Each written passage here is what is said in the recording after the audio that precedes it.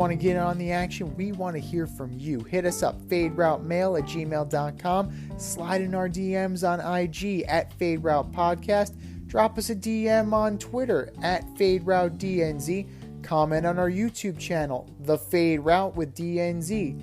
Questions, comments, picks, segment suggestions, you name it, we want to hear from you. Get at us, in crowd.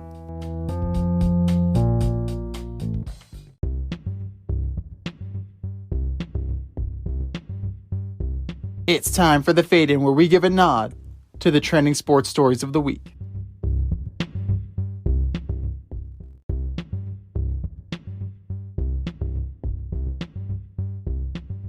People's lives are going to change this Thursday. The NBA draft is Thursday night, and everyone is pretty sure Victor Wembanyama is all but going to San Antonio at number 1. Who's your top 5? And is there a Jokic-type player that could be taken later in the second round, or a Kawhi-type player who could be taken outside the top 10 that will make an impact? That's a very good question.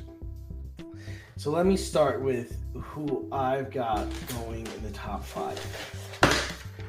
All right. So, yeah, number 1, I don't think anybody's passing on Victor Wembanyama, right? I mean, there's no reports that indicate that the Spurs are going to, go off script and think that Scoot Henderson or Brandon Miller is going to light the world on fire. And that makes sense. I can get on board with what they're doing. I was trying to play devil's advocate, and say, he he could fail, but you'd rather take him and fail with him than see what life is like not taking him, right? Yeah. Number 2, I've got Scoot Henderson. He's worked his ass off in the G League. I got him going to Charlotte to get to this point. And this is exactly the player that they need. He's a real adult who's hungry, wants to make an impact on an NBA team. You can't ask for more than Scoot Henderson here. At number 3, I've got Brandon Miller. If I was drafting, this is the guy I would have taken number 1. I'd take a chance. He's a 6'9" guard. Put Alabama basketball on the map, man. And that's an SEC football school. So he has a chance to become what Andre Barrett should have been.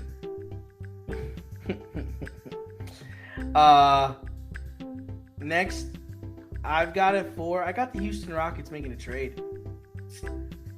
I've got them trading the number 4 pick and Jalen Green for Zion Williamson to the Pelicans.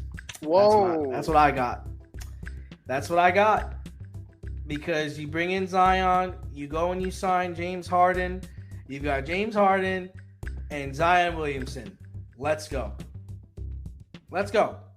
That's what I think. That's what I think they should do. That's what I think they're going to do. And then I think they go ahead and they go get Jarace Walker, 6'8" forward out of Houston. And they hope they can turn, and the Pelicans hope that they can turn him into an Anthony Davis, and they prepare to build around him in the next couple of seasons.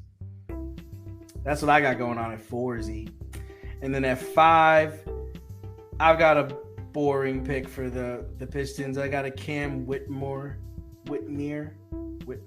coming out of Villanova. I think they look to pair him with Cade Cunningham. They have a nice little 2-guard thing that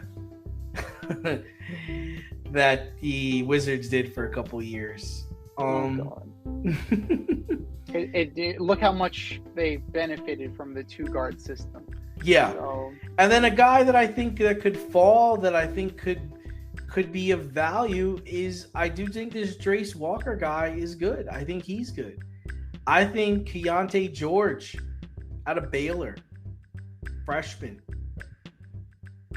I think he could play. I think he's a good player. And then if you're gonna go to the second round, second round is hard. It's hard. I can get on board with an Amari Bailey. I like guards. I like guard play. He's a little. He's 6'5", 185 pounds. Put some weight on him. I think he'd be a really good guard.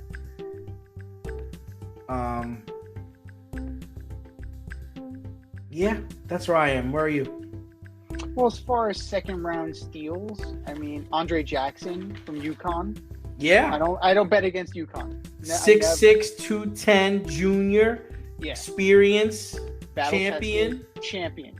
Exactly. So like for me, like I see him as kind of a dark horse. I mean, you have a guy like Oscar Tshiebwe out of Kentucky, 23-year-old senior, 6'9", 260. Like he was highly regarded and just kind of is like laying in the weeds and kind of floating. We'll see what he becomes, but he could be a big, he could be a big impact big man. And then Olivier Maxence Prosper, out of Marquette, his stock is rising, so he could very well end up in the first round. But it's going to be. I mean, Wembanyama is pretty much guaranteed to go number one.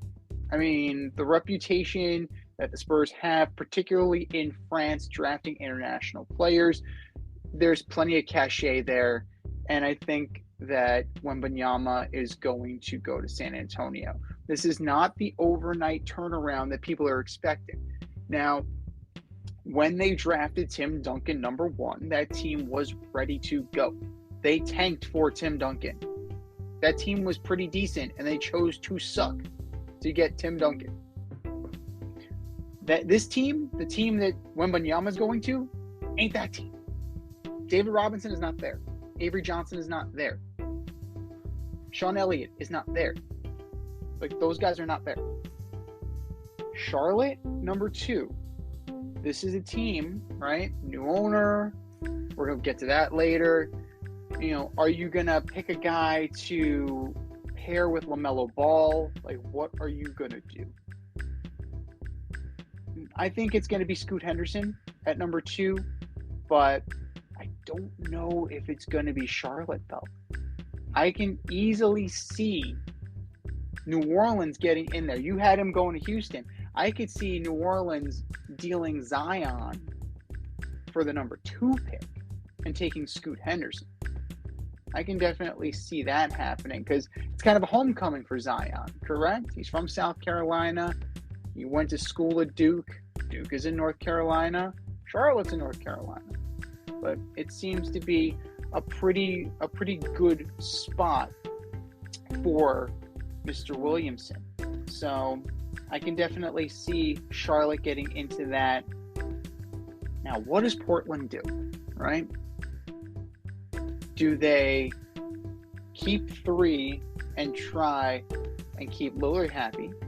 Do they trade three and try and build up assets?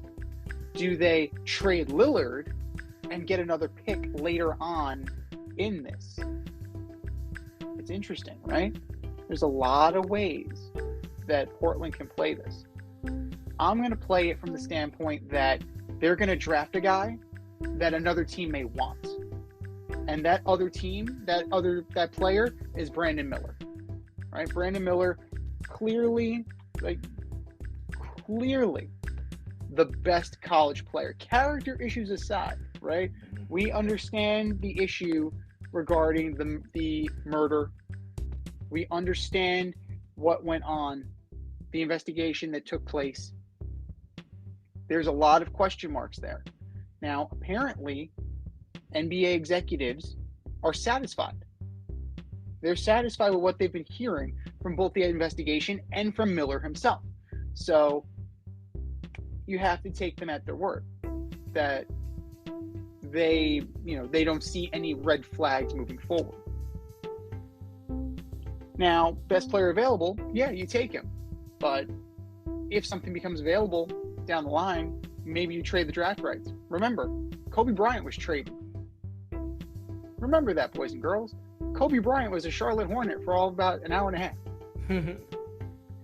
So let's not forget that. Number 4, Houston. It's a bold strategy, right? You said James Harden, Zion Williamson. Bold strategy, Cotton. Let's see how it works out for him. 10th place. I'll give you that right there. There's not a lot of talent on that team. I don't know. I see them taking one of the Thompson twins. I'm gonna go with Amen Thompson. Yeah. Amen Thompson. He's a solid player. He's 20. He's he's 6'7", 202. He's got the size, got the body. I think he'll fit in. If you bring in Harden, that will definitely kind of impact things and change the trajectory of the organization. You suddenly go from, we're building to we're winning now, right? Because James Harden's not coming in and then he's going to sit for a year while the kids develop. That's not what's happening here. And the other Thompson twin, right? Asar, I have him going at 5 to the Detroit Pistons. At this point, best player available. Detroit needs so much that you could take you have so many different guys, right? You take Whitmore, you can take Walker, you could take Grady Dick. You can have a Dick in the Motor City. You could take Anthony Black. You could, you're so limited in terms of talent that you can take anybody, right? The Pistons are to basketball what the Raiders are to football. They need so much, and they're a complete wild card. Obviously, Taylor's thinking, I don't know what the hell he's thinking. So I think that's something that could very well happen. Now, we both have top 5 trades. Do you see anybody else moving? Do you see any major established players? I hesitate to say superstars, but do you see any established players moving in on draft day? Jaylen Brown would be an interesting one. LeBron James would be an interesting one too. Jordan Poole, maybe. Jordan Poole. Yeah. I think the Warriors have to figure out what they're going to do with his salary, because I think that's a bad contract. I think they've got to try to get away from him and get away from that situation. Dame Lillard, I gotta imagine that's a possibility. You want to see people who are trying to shed some salary. I just don't know what the backup plan for that would be, though. That's the only reason why I'm not sure he'll leave. So what's the backup plan if he goes? I don't know. The rumor either Julius Randle or Obi Toppin are on the.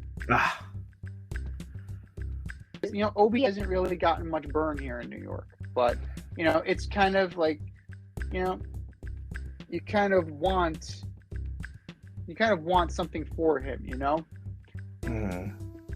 He was a first round pick, so you might be able to get something. Mm-hmm. So, kind of like in the Zion Williamson kind of thing, like change of scenery will do him good. I mean, it's worth a flyer. And there are plenty of teams out there that can have them. It's that damn Tibbs system, I mean, I felt like he played well when he came off the bench in the playoffs. He definitely has talent. The talent is there. He's just got to get opportunity. Right. Absolutely. And you know what? A team like Orlando, a team like Indiana, like they're at the top of the draft. So send him there. That will provide him with an opportunity. Well, you can send him to Memphis. Memphis has some opportunity now for 25 games, right? The NBA you gotta really. Headlines. The NBA is dominating these headlines. You gotta imagine Dallas has kind of got to make a splash too, right? I mean, they pretty much made sure they lost that game so that they could get this top 10 pick. So I wonder if they're gonna make a splash or if they're gonna try to trade the pick. Maybe they try and trade up. Yeah, maybe. They're probably eyeing the Duke center, Derek Levi or Lively, 7'2", 215. I mean, it's hard to find players that could play well with Luka, though. I don't know how that dynamic works because he's so ball dominant. Thanks for listening to this episode of our podcast. If you like what you heard and want to hear more, be sure to like and subscribe on your favorite podcast platform. Rate us 5 stars, leave us a review, turn on subscription notifications, and tell your friends. Spread the word, spread it wide.